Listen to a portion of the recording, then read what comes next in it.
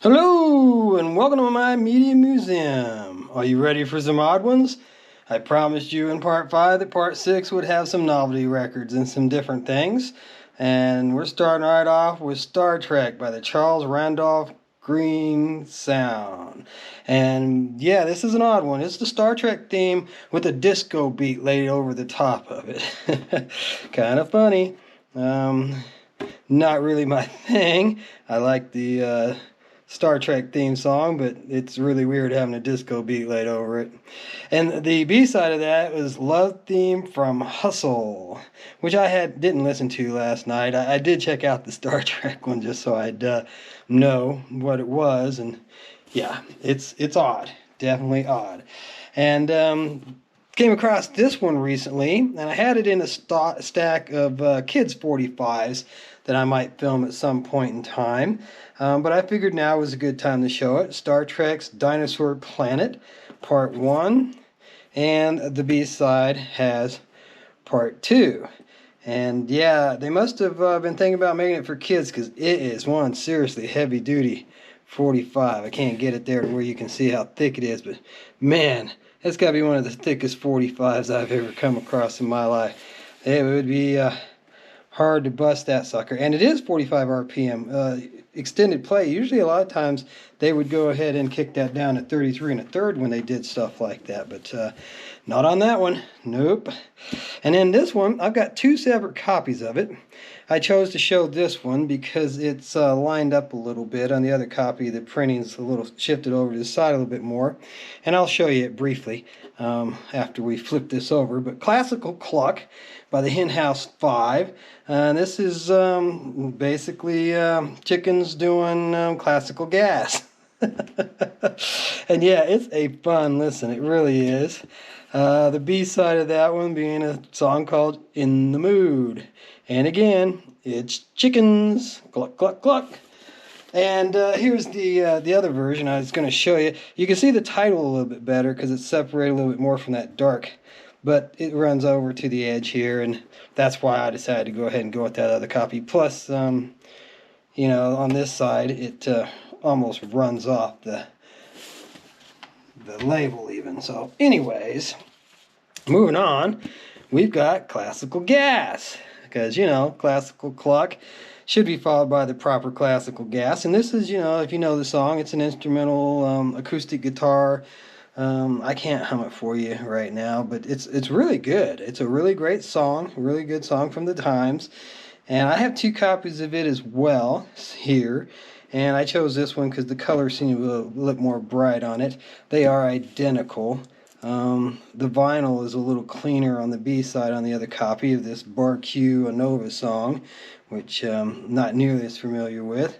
But just to briefly show you, there's the other copy. And the coloring is not quite as bright, but it's close.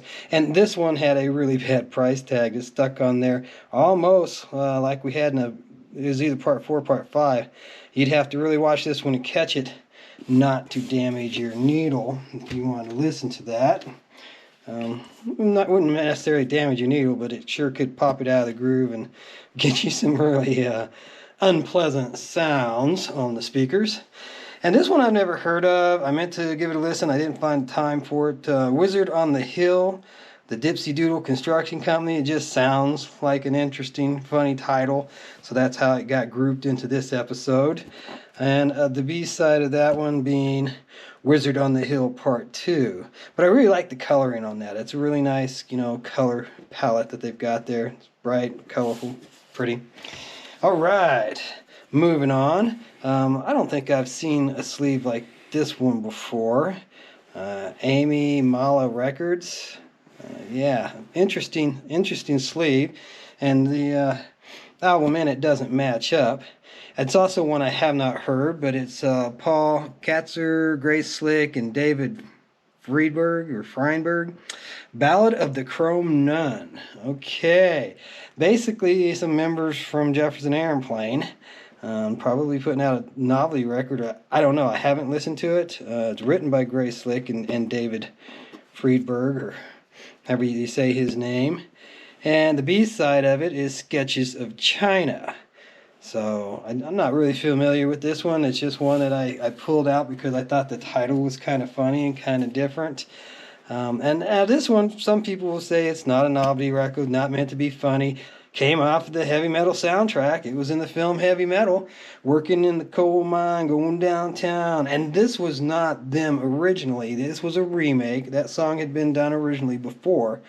But in 1981, Devo did a remake of it for the heavy metal soundtrack.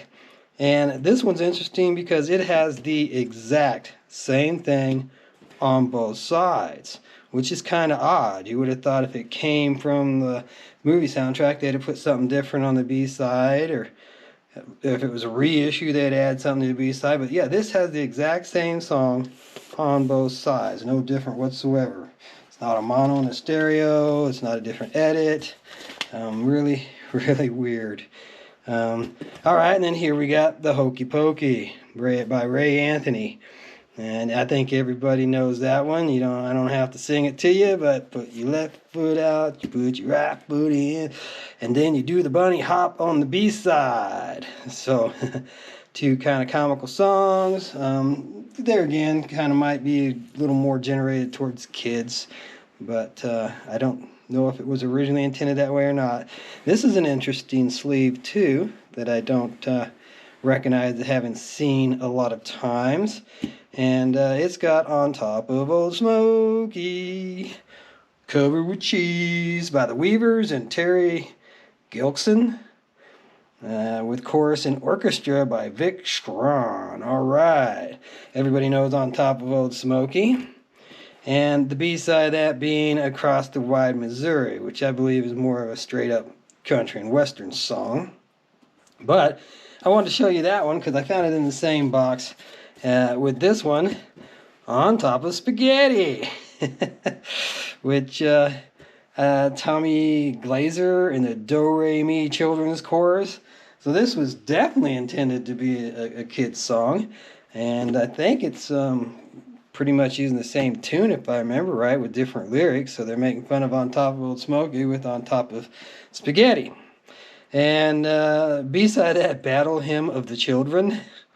Well, that sounds a little weird, huh? All right, okay.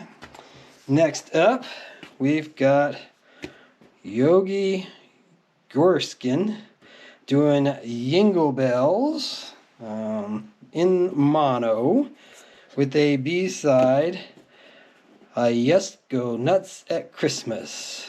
So I guess this is kind of Yiddish or something, making fun of Jewish, or maybe he's Jewish and just trying to, have some fun with the holidays. But anyways, Jingle Bells.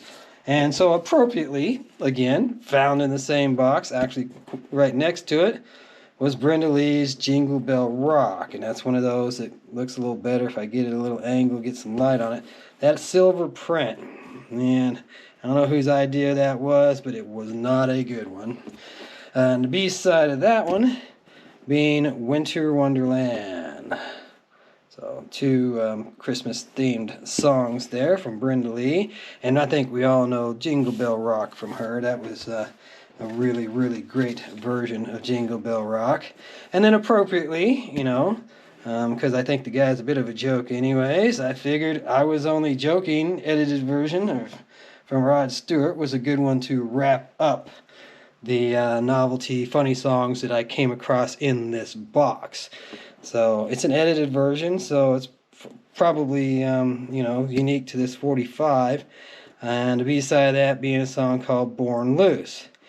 And enough said about Rod, but apparently he was only joking.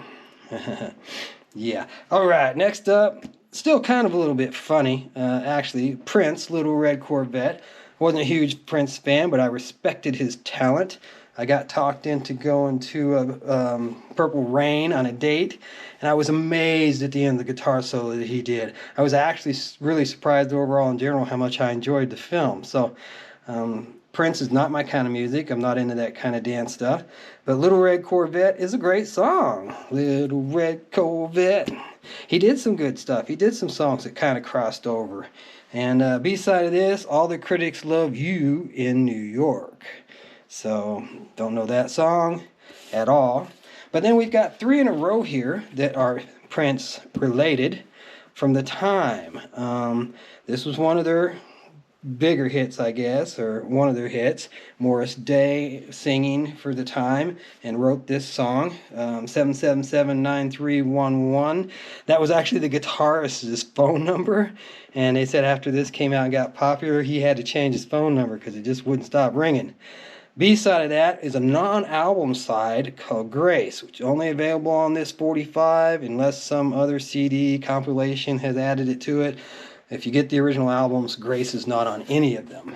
And a lot of these songs, Prince did a lot of the work on them. He produced them, he did a lot of the instrumentation on them. This is another hit for them, Jungle Love. And I read up on these a little bit because I wanted to find out who the time was. And they were in that box right next to the Prince one, and that's why I kind of was able to make the connection. But the B-side of that being Ooh Baby. And one more from the time, and it's The Bird, which you might be familiar with. Somebody out there who's a Prince fan or a fan of this type of music is going to probably know all 3 of these songs. And the B-side being a song called My Drawers, which on the Wikipedia page they said this was a rocker, so I had to give it a listen, and it is not a rocker, sorry. Alright, so next up, Deja Vu by Dionne Warwick.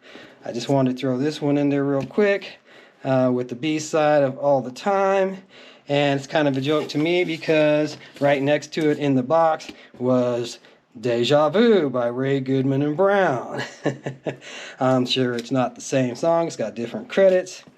B-side of that being Special Lady. So there's novelty songs, and we'll get back into some more poppy stuff and classic rock stuff in the next episode. Come on back.